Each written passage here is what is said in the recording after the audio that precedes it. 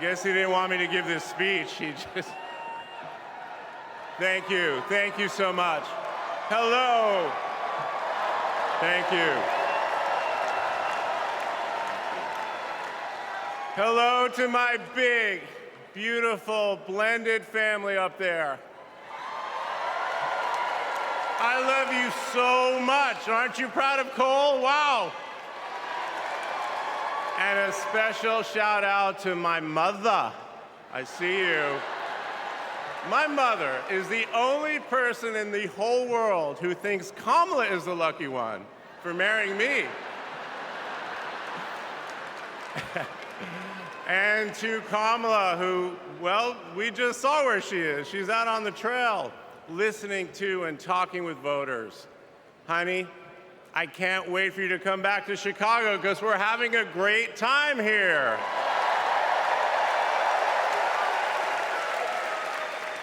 I love you so much. I'm so proud of how you're stepping up for all of us. But that's who she is.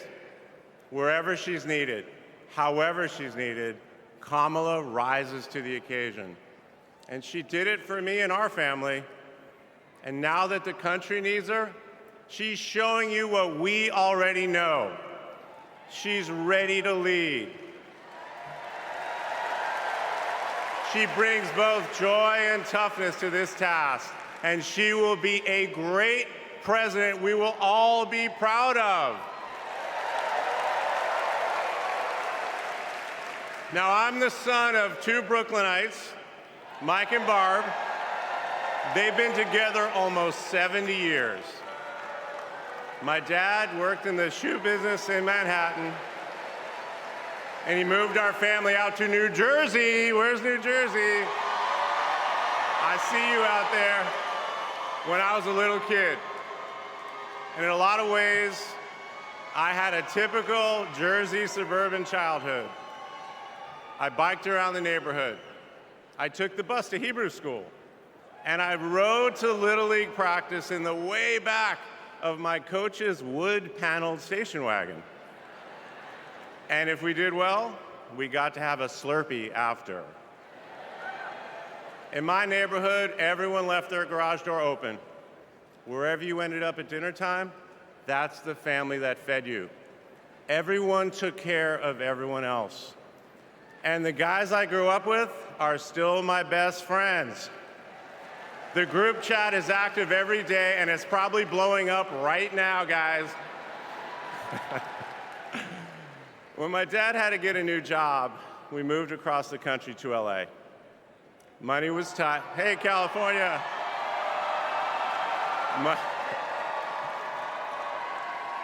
Money was tight, so I worked at McDonald's in high school for some extra cash.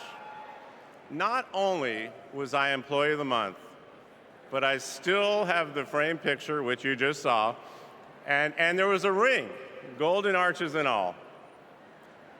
And then I waited tables, parked cars. I was working full-time so I could afford to go to college part-time. And thanks to partial scholarships, student loans, and a little help from my dad, I got myself through law school. And I got my first job as a lawyer, which is also where I met the guys in my fantasy football league. And a lot has changed in our lives since the early 90s, but my team name is still Nirvana. Yes, after the band. I worked hard, and I love being a lawyer. And by the way, I still get to be part of the profession by teaching students at Georgetown Law School. I got married, became a dad to Cole and Ella. Unfortunately, I went through a divorce, but eventually started worrying about how I would make it all work. And that's when something unexpected happened. In 2013, I walked into a contentious client meeting. We worked through the issue, and by the end of the meeting, the now happy client offered to set me up on a blind date, which is how I ended up with Kamala Harris's phone number. Now, for generations, people have debated when to call the person you're being set up with. And never in history has anyone suggested 8:30 a.m. And yet, that's when I dialed. I got Kamala's voicemail, and I just started rambling. Hey, it's Doug. I'm on my way to an early meeting. Again, it's Doug. I remember I was trying to grab the words out of the air and just put them back in my mouth. And for what seemed like far too many minutes, I hung up. By the way, Kamala saved that voicemail, and she makes me listen to it on every anniversary. But that message wasn't the only unusual thing about that day. Now, Kamala, who normally would have been working hard at her office, just happened to be waiting at her apartment for a contractor to do some work on her kitchen. I was eating at my desk, which was not a regular occurrence for a busy lawyer like me who appreciated a good business lunch. But that's when she called me back. And we talked for an hour, and we laughed. Well, you know that laugh. I love that laugh.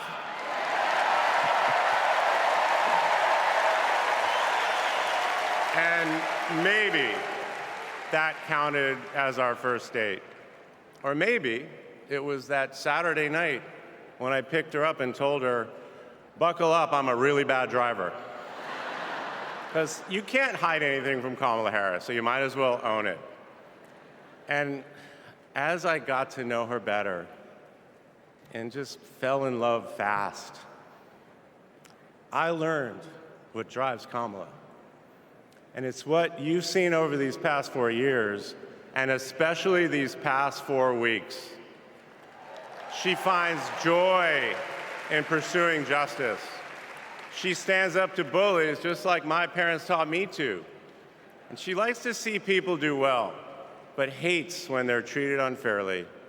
She believes this work requires a basic curiosity in just how people are doing. Her empathy is her strength. Over the past decade, Kamala has connected me more deeply to my faith, even though it's not the same as hers. She comes to synagogue with me for high holiday services, and I go to church with her for Easter. I get to enjoy her mom's chili relleno recipe every Christmas, and she makes a mean brisket for Passover. It brings me right back to my grandmother's apartment in Brooklyn, you know, the one with the plastic-covered couches. But Kamala has fought against anti-Semitism and all forms of hate her whole career. She's the one who encouraged me as second gentleman to take up that fight, which is so personal to me. And those of you who belong to blended families know that they can be a little complicated. But as soon as our kids started calling her Mamala, I knew we'd be okay. Ella calls us a three-headed parenting machine. Kamala and Kirsten, thank you both. Thank you both for always putting your family and the kids first. Now, Cole and Ella's friends knew that when they'd come over for Sunday dinner with Mamala, it was going to be real talk. In between taking cooking instructions, they'd have to answer questions about what problem they wanted to solve in the world. They learned that you've always got to be prepared because Kamala is going to prosecute the case. And in the same breath that Cole and Greenlee told us that they were engaged, they asked Kamala to officiate their wedding. And in the same way that she always steps up when it matters, Kamala put so much time into those remarks, and she bound them in a book that matched her dark red dress, and then turned that into a gift for the happy couple. A few days ago, during this incredible time we're going through, there was a brief window when Kamala was back at home. And I saw her sitting on her favorite chair, and in the middle of a wild month, I just hoped that she was having a quiet moment to herself. But then I realized she was on the phone. And of course, my mind went to all the potential crises that the vice president could be dealing with. Was it domestic? Was it foreign? Was it campaign? I could see she was focused, and all I knew was that it must be something important. And it turns out it was. Ella had called her. That's Kamala. That's Kamala. Those kids are her priorities, and that scene was a perfect map of her heart. She's always been there for our children, and I know she'll always be there for yours too. Kamala is a joyful warrior. It's doing for her country what she has always done for the people that she loves. Her passion will benefit all of us when she's our president. And here's the thing about joyful warriors. They're still warriors. And Kamala is as tough as it comes. Just ask the criminals, the global gangsters, and the witnesses before the Senate Judiciary Committee. She never runs from a fight. And she knows the best way to deal with a coward is to take him head on. Because we all know cowards are weak, and Kamala Harris can smell weakness. She doesn't tolerate any BS. You've all seen that look, and you know that look I'm talking about. That look is not just a meme. It reflects her true belief in honest and direct leadership. And it's also why she will not be distracted by nonsense. Kamala knows that in order to win, we cannot lose focus.